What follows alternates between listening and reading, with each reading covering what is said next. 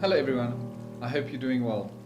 In this video series, I will be highlighting 3 of my top apps that I use when out on Safari.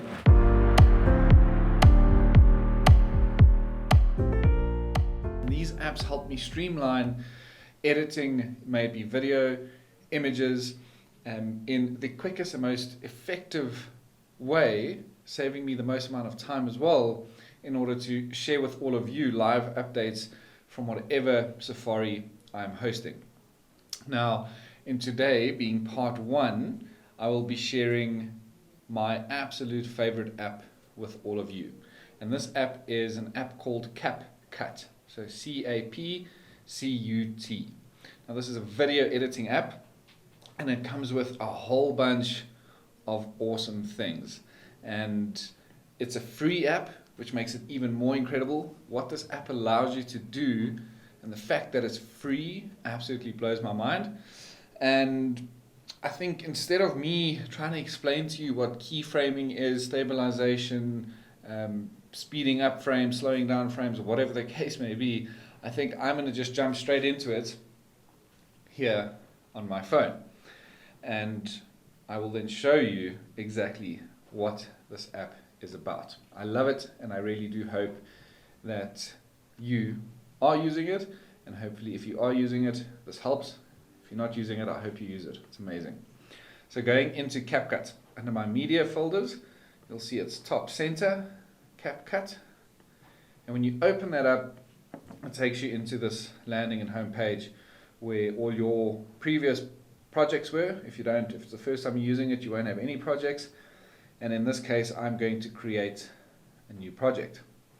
For it, I'm going to select two videos. So you can see you can choose videos and photos for this.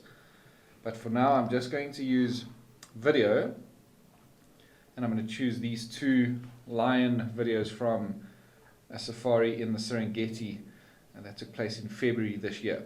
Now, by selecting the 2 of them, you can also click on the center of the screen to watch a preview and to see what it all is about. You can trim it in here, move it around.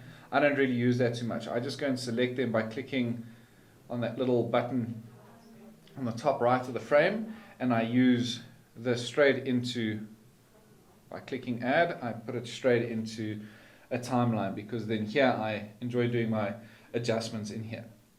Now, there's 2 ways or 2 reasons why I use this app. And it's to create a quick video for a post on my feed on Instagram or Facebook, whatever it may be, and that generally stays landscape orientation, as you will see here.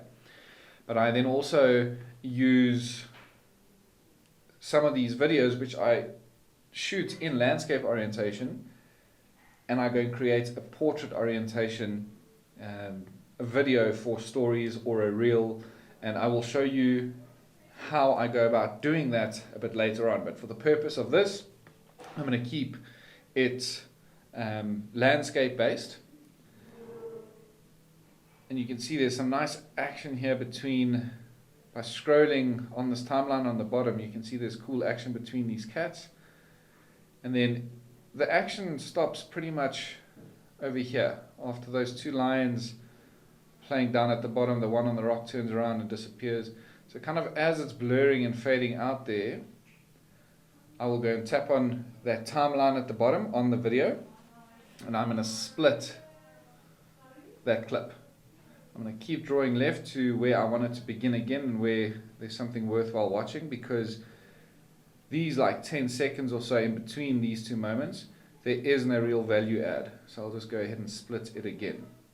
You can, by pinching down on the timeline, as you'll see, so pinching on the timeline, you can make that timeline bigger or smaller. In this case, I've zoomed out essentially to see that part. So that's 23 and a half seconds of video clip that has almost no value.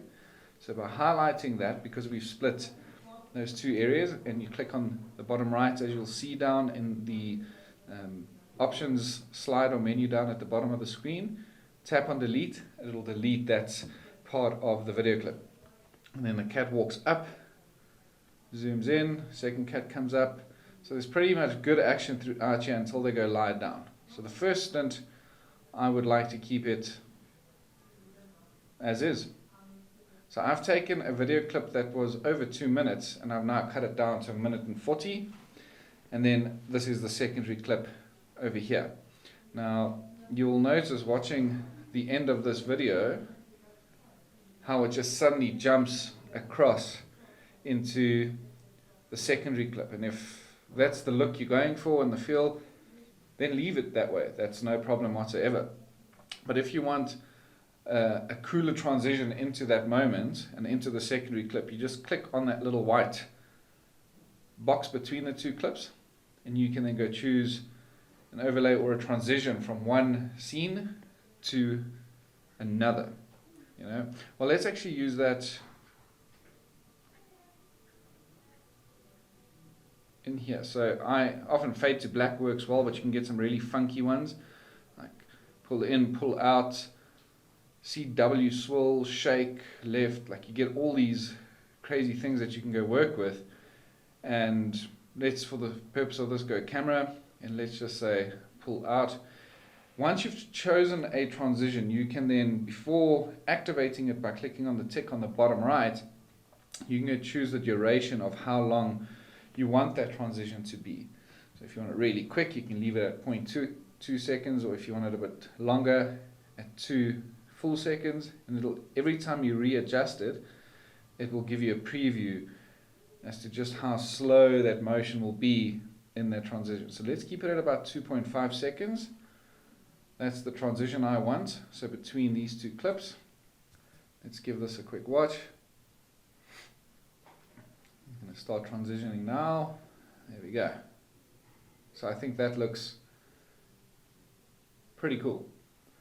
Now, with this clip, for example, there's a massive part in the beginning where the lioness are just walking across the field, nothing too interesting happening. So I like to be quite punchy with my videos and cut to the pieces where there's really cool action happening. So I would say the action really only starts from when these girls run across this lager. So there's one of two ways you can do it. You can either drag and pull this all the way across to that moment, or you can go split it just before that happens. Now, bear in mind you've got that transition time, so you want to leave a little bit of time before the actual happen of them running starts. Their running starts, so maybe even a little less. So something like that. It's going to transition across.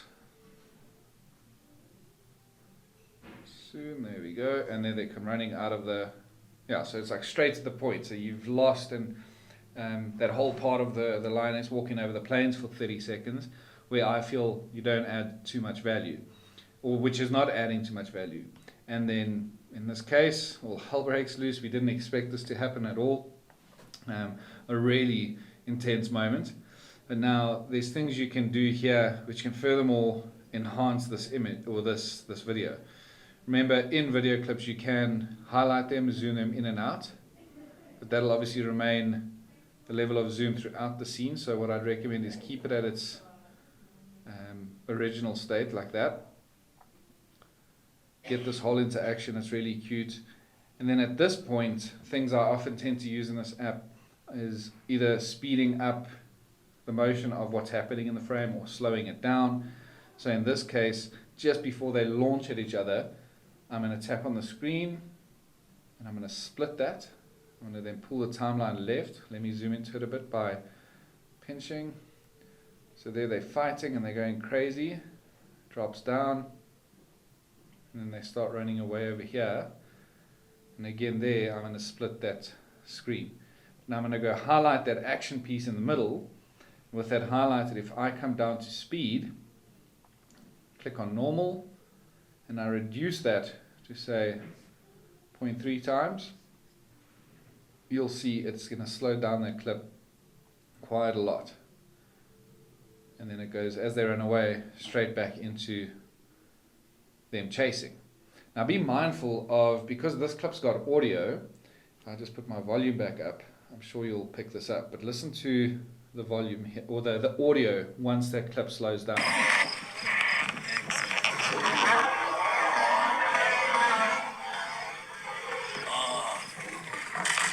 Did you pick up on that? It sounds kind of like robotic because you slowed down the audio alongside the video clip. So if you're going to be doing a audio overlay with music on Instagram or whatever the case may be, or your own music that you use, then that's fine. But just be mindful of, if you still want to keep the original audio of the clip, the audio will also be affected by this. So just be mindful of that. Same goes for if you speed things up. So in this case, with them running away, no real big value here until this moment where they start fighting again. So if I go and split that, select that center piece, remember this one is the one we just slowed down. This is the one where they're running away, we can speed up. So again, click on normal, so click on speed, click on normal, and then we want to speed it up, say 3 times. You'll see then it goes from slow to something really fast as they run and chase. And then at this point, when they start fighting again, a nice trick we can use here is to zoom into a scene because it's far off. And a lot of these keyframe animations, we'll focus a lot more on that when I start speaking about portrait orientation videos. But we can add in a keyframe here to zoom in a very smooth, beautiful transition closer towards that action and that fight. So, and it's not going to affect any of the videos that happened earlier on because we're only working with this last frame at the moment. So highlighting this frame, you will see in the frame I've got, or between the main frame up at the top over here and the timeline, you've got the play button in the middle, and then just to the right of that, it looks like a little diamond with a plus to the top left. Now that is allowing us to add in a keyframe animation, the start of an animation. So if I click on that, you'll see a little red triangle appear on the far left hand side of that highlighted frame. Now as I drag this to the right, whatever I do from this moment onward, so I've now dragged, you would have seen the timeline to the right, but then I zoom in closer to this action, reposition them within the frame. So you'll see how this is now going to work. It zooms in. Did you notice that? So go back, let's go back, play that again. It zooms in closer to that action and as they're fighting. And then once the fight scene's done, we can kind of pull that down, click on this last piece, which is a CAPCUT marketing thing. We can go delete that. And then that will be our final video. Lioness coming in, slow motion first fight, bit of action, into speeding up the run, into zooming into that action.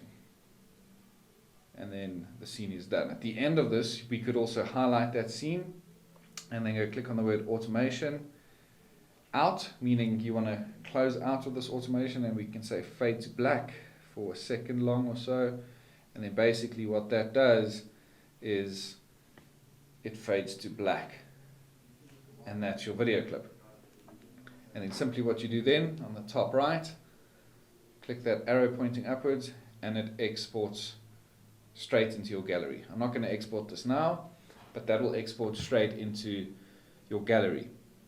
Now, speaking of those keynote or keyframe animations and those little things we put into that video clip to change certain things, zooming in, whatever it may be, will become very handy when you have got a landscape orientation video, as we had in that frame. I'm going to use that same video, so let's go start a new project, but let's use these lions fighting, for example. Now, if, say for example, I want to use this video on my stories or as a reel, because a lot of the time we find ourselves struggling, should I take this video in landscape or should I take it in portrait orientation? Which orientation should we use? And I had a guy that actually asked me in office earlier this week, well, it was last week, whenever it was, asking, do I shoot mainly portrait, do I shoot mainly landscape? And my answer today is I mainly shoot and take videos in landscape orientation, knowing that this app will allow me, because I'm taking video in 4K, will allow me to crop into a 9:16 for the portrait orientation looking type videos without losing any quality. Now, what you want to do first and foremost, as you put in one of these video clips, is you do not want the video highlighted. The very first thing you need to do, so if you do tap it by accident, just tap on the bottom of the screen on the black, it'll deactivate that. But what you want to click on is the word ratio. If you slide this bar down at the bottom across, and you click on the word ratio, you'll see it gives you many different options. For this, you want to choose 9:16, the second one. And now you're going to see there's a big black gap on the top and at the bottom, and you've got the video in the middle. All you do then, simply highlight or click on the video itself, and you zoom into it. So obviously when you do go a bit skew, you want to bring it back to 0 degrees. So it'll tell you that your video clip's straight. You kind of want to put them in position. So now you've got a portrait orientation video from what used to be a landscape video. But the work's not done here, because if we watch this scene, we can see the girls coming in, they're running, it's beautiful, but then action's busy happening. I know this because it's my video, but I'm not seeing much. So like here, where the girls come running over this lager, they come running in, rubbing heads, and then it goes into fight scene, but then these cats run out of the frame. And for long, like for 2-3 seconds, you don't really see what's happening, and your viewers are going to sit there and think, oh, what's happening? Now remember, you want to have a punchy start to the video. You don't want to see cats just walking, strolling. People will get tired of it. So I usually start off just before the real action happens. So I'm going to split that clip at about 43 seconds. I'm going to highlight that first part because I don't need that. I'm going to delete it.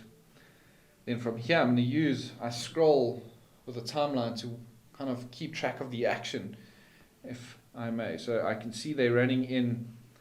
Okay, we get that beautiful interaction, head bumping, but then the fight happens, and everything's in pretty good, decent within the frame. But as they start running away here, this is where we lose them.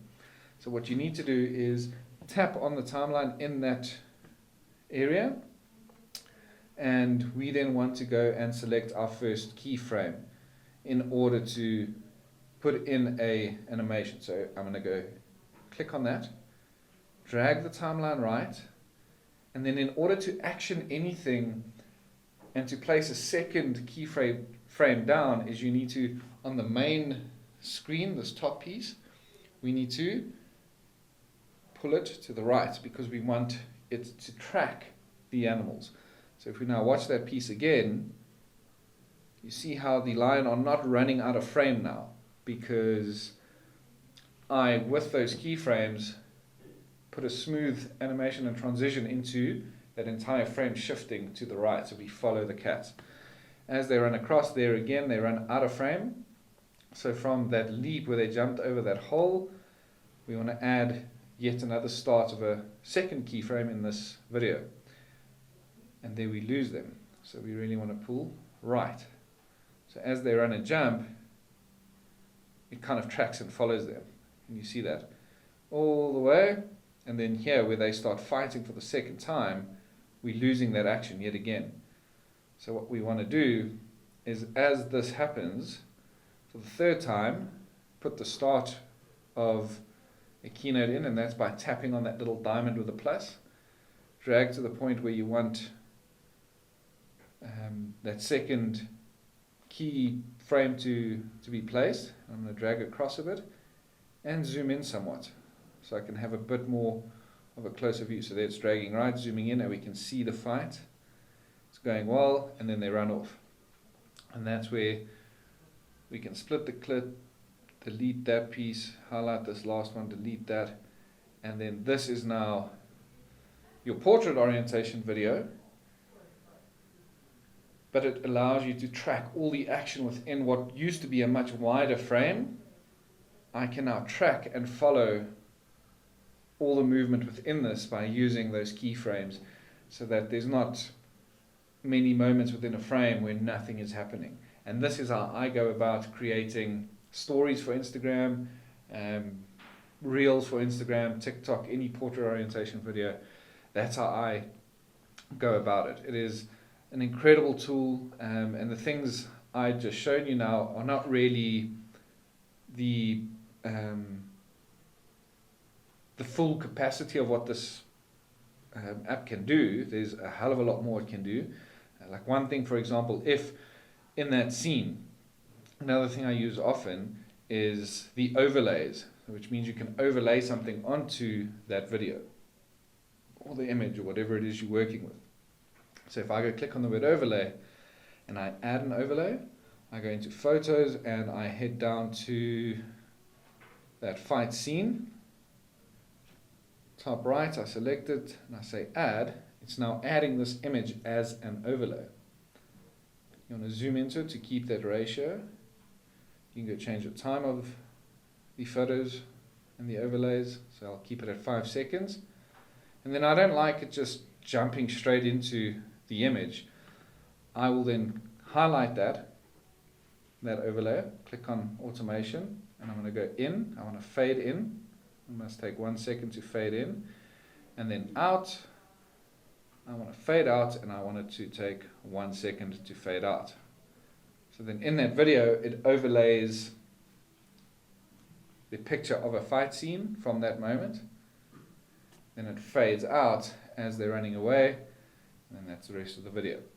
So as I mentioned, there's a lot more you can explore using this application with the various filters at hand, the effects that it has. I used to play with it from time to time, but I like to keep it as natural looking as possible. And there's not too much else I use, except lastly, let's go on to stabilization. So stabilization is an awesome feature of this. And basically what this means is if your video isn't too stable and it's like bouncing around and it's an eyesore, you want videos to be smooth, great transitions. So what this will allow you to do is to go and either minimal crop, it says, recommended, or most stable. So depending on how unstable the video is, and in this scene where we didn't realize this fight was going to happen, we thought it was just going to be a beautiful calm scene, so none of us were prepped for this crazy moment. So the initial fight scene and moving across would have been a bit jumpy moving across there. And so therefore maybe a minimal crop or the recommended stabilization will be needed. And you will see then on the far left hand side of the frame, just to the left of the timeline holder, the white stripe, you'll see there's a little rectangle with 2 little squiggly lines on either side. This is telling us that stabilization has been added to this video clip.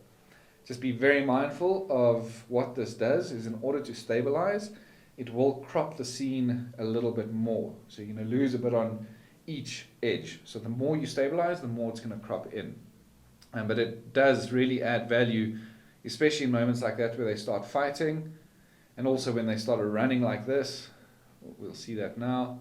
Where they started running like this, I didn't have the most smooth transition moving across the frame with them, but in putting the stabilization in it, it eliminates that bounce as they run across the frame. So yeah, those are basically the go-to tools I use for editing wildlife videos, and it's nice, quick and easy, and the convenience right in the palm of your hand. I absolutely love this app.